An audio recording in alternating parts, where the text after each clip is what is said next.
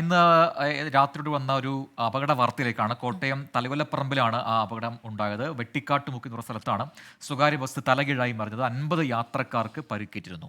3 പേരുടെ നില ഗുരുതരമാണ്. എറണാകുളം പാലാ റൂട്ടിലൂടുന്ന ആവെ മരിയ ബസ്സാണ് മറിഞ്ഞത്. ടോബി ജോൺസൺ കോട്ടയത്ത് നിന്ന് ചേരുന്നുണ്ട്. ടോബി, ഈ അപകടവുമായി ബന്ധപ്പെട്ട് മറ്റു ചില കാര്യങ്ങൾ കൂടി പറയുന്നുണ്ട്. ഡ്രൈവർക്ക് ദേഹാസ്വാസ്ഥ്യം അനുഭവപ്പെട്ടു എന്നൊക്കെ. ഇതിൽ എത്രത്തോളം സത്യമുണ്ട്? ഒപ്പം തന്നെ ഈ ചികിത്സയിൽ കഴിയുന്നവരുടെ ആരോഗ്യനില നിലവിൽ എങ്ങനെയാണ്? പ്രജിൻ പ്രവിധ 7:30 ഈ ഒരു അപകടം ഉണ്ടാകുന്നത് എന്നാണ് നമുക്ക് മനസ്സിലാക്കാൻ സാധിക്കുന്നത്. ഏകദേശം 50ഓളം ആളുകൾ ഈ ബസ്സിൽ ഉണ്ടായിരുന്നു. എറണാകുളത്ത് നിന്നും പാലാ വഴി ഈരാറ്റുപേട്ടയിലേക്ക് പോകുന്ന ബസ്സായിരുന്നു ഇത്. വൈകുന്നേരം 7 മണിയായപ്പോൾ ഈ വെട്ടിക്കാട്ടുമുക്ക് എന്ന് പറയുന്ന സ്ഥലത്തെത്തിയപ്പോൾ നിയന്ത്രണം നഷ്ടമായി ബസ് തലകീഴായി മറിയുകയായിരുന്നു എന്നാണ് നമുക്ക് മനസ്സിലാക്കാൻ സാധിക്കുന്നത്. ഈ യാത്രക്കാരടക്കമുള്ളവരോട് നമ്മൾ സംസാരിച്ചിരുന്നു.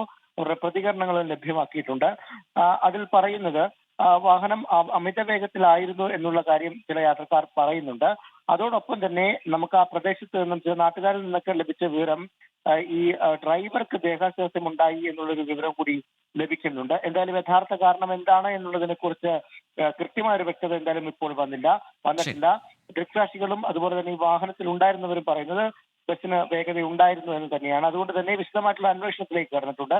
3 പേർക്കാണ് നിലവിൽ അല്പം ഗുരുതരാവസ്ഥയിലേക്ക് പോയിട്ടുള്ളത്. അവരെ മെഡിക്കൽ കോളേജിലേക്ക് മാറ്റിയിട്ടുണ്ട്. ബാക്കിയുള്ളവരുടെയൊക്കെ ചികിത്സയ്ക്ക് ശേഷം അവരെല്ലാം ഇന്ന് തന്നെ വീട്ടിലേക്ക് വിടുമെന്നാണ് അധികൃതർ അറിയിച്ചിട്ടുള്ളത്.